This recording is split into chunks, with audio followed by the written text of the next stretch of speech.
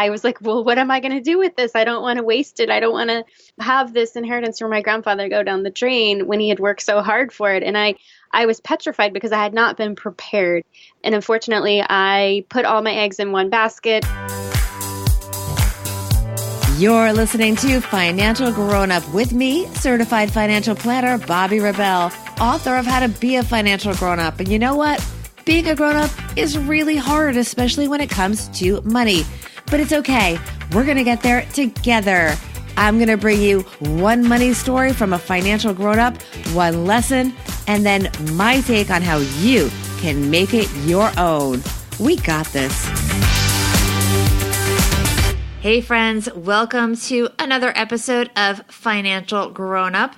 As you heard in the open from our guest, diversification was not in her investment vocabulary when she came into a nice pile of money at a very young age. She is Bold CEO Carrie Sheffield. You would not know it from the badass leader that she has become, but Ms. Sheffield came from a very different world. Carrie grew up Mormon, a faith that she has since left. Carrie studied journalism at Brigham Young University and later went on to graduate school at Harvard. She is now a prominent and prolific journalist and commentator. You've probably seen her almost on a daily basis at CNN, MSNBC, Fox, countless other media outlets. This girl is everywhere. And oh, by the way, she is, as I mentioned, the CEO of Bold, which is a growing digital news and cultural platform. She is also a dear friend. Here is Carrie Sheffield. Carrie Sheffield, CEO of Bold. You are a financial grown-up. Welcome to the program. Hey, Bobbi, great to be here. Thanks for having me. So we are coming up on how many years of Bold? 2 now? Yes, it was 2 years on November 30th, 2017. Happy anniversary, a little bit late. And you have Bold, you have your main show, you have Bold Business, and now new for 2018, Bold Life. Tell me about that.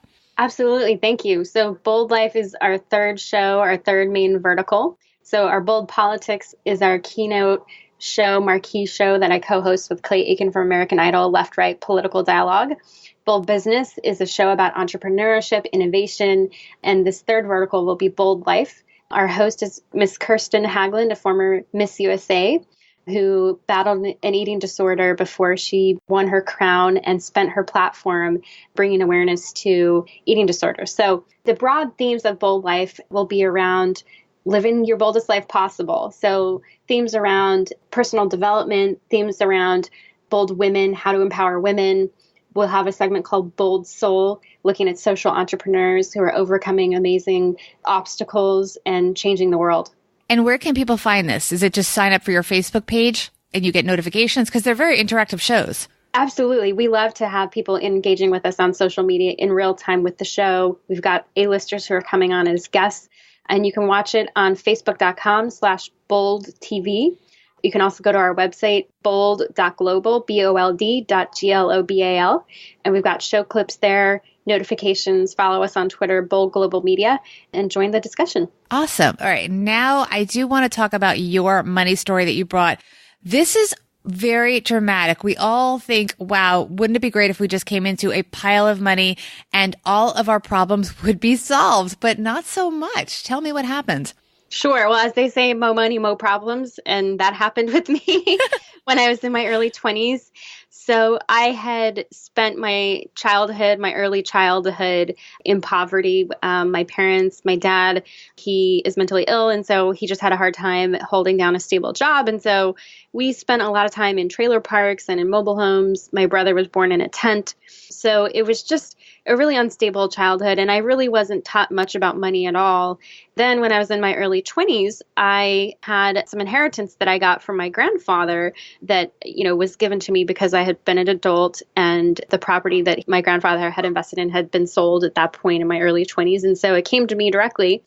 It wasn't a huge amount, but it was enough to where But you had nothing, so it was a huge amount. Everything's relative. Yeah, exactly. It was a life-changing amount. It was. It was one of those moments where I had to completely reframe how I think about money. I was actually traumatized when I found out, because I was like, well, what am I going to do with this? I don't want to waste it. I don't want to, have this inheritance from my grandfather go down the drain when he had worked so hard for it. And I was petrified because I had not been prepared. I hadn't been given training, and I just kind of paralyzed myself. And unfortunately, I put all my eggs in one basket. I invested in a TIC structure. It's similar to a REIT. A REIT is a real estate investment trust. Exactly, yes. And the type that I was in a tenant in common, which is similar structure.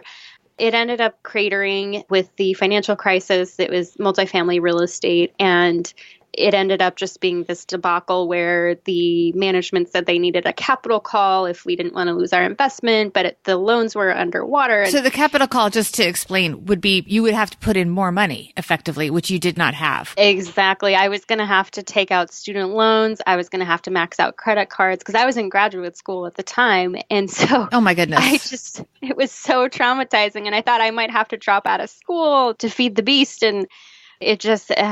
wow, I see that the trauma was very real. So what happened in the end? Well, what happened was, so I had gotten into the investment from a family member who I love, but at the same time had himself and his family had a much more diverse portfolio. So for him, it wasn't that much of a big loss because he had so many other options and eggs and baskets he had put in. But for me, it was pretty much almost all that I had. That's one lesson I had, which was to learn to separate family love from just hard-headed analysis, which I had not taken the time to do because I was so inexperienced in matters of finance. But what ended up happening was that he did stand with me, and we were able to get a few other investors to the point where we basically became activist investors. And we told the management, hey, let's stop this. We're not going to allow this to happen where you're going to get more money from us, even while we don't even trust your management of this investment. So let's find a solution here. So because we had reached enough critical mass, we were able to leverage and negotiate where we legally said, no, this capital call, it ain't happening. So we kind of put it all on halt. And later on, I was able to sell it and just exit. But I did exit at a loss, unfortunately. But it was an education. Right. So what is your lesson for the listeners? Absolutely. So my lesson is, especially I think for women, I think we get intimidated when we think about money, is to not be intimidated and to take ownership for your financial future. And don't think that you can't control your financial future, because you can. You can teach yourself, Google everything. Don't think that you can't learn the basics of investing and diversification. And we, in this internet generation, we are so empowered because we have so many more resources right at our fingertips that our parents couldn't even dream of with the internet. So educate yourself. There are so many financial platforms and programs and podcasts like yours that are empowering people to take a step back and say, I can own my financial future. I will not be intimidated by this process.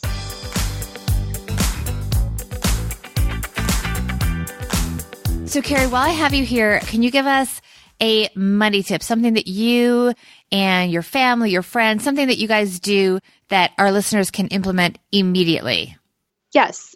Make sure that you know what your long-term goal is and to make sure that you're creating a plan for that. I think committing to paper is the first step. This might evolve. It will evolve, but committing to paper, I think, is the most empowering thing you can do immediately.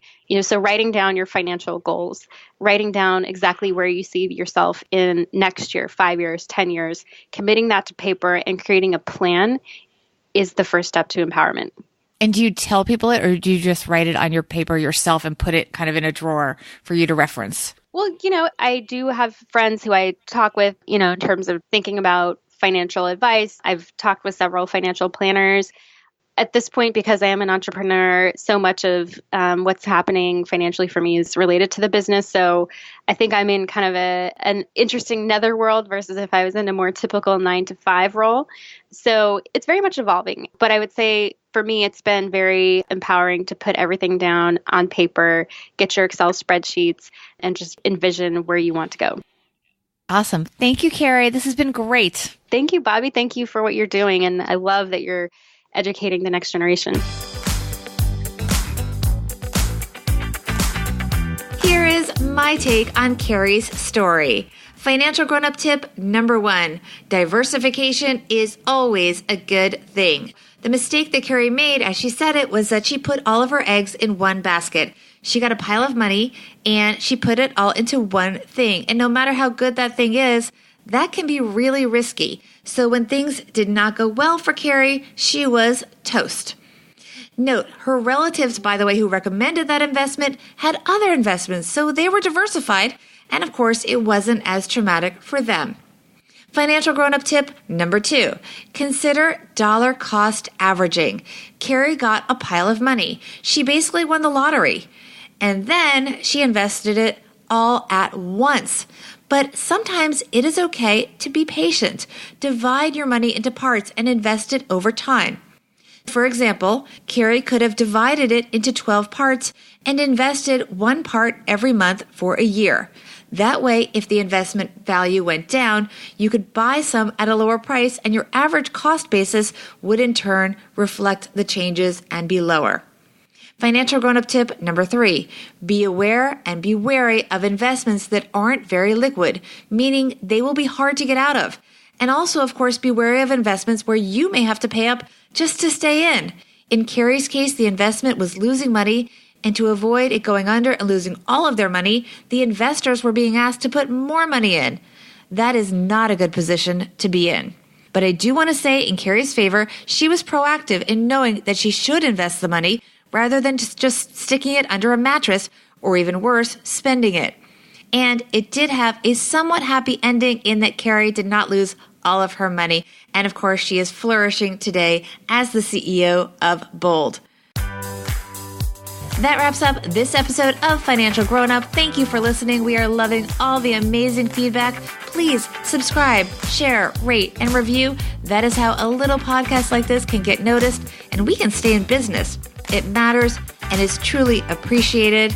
And with that, I wish you all financial freedom.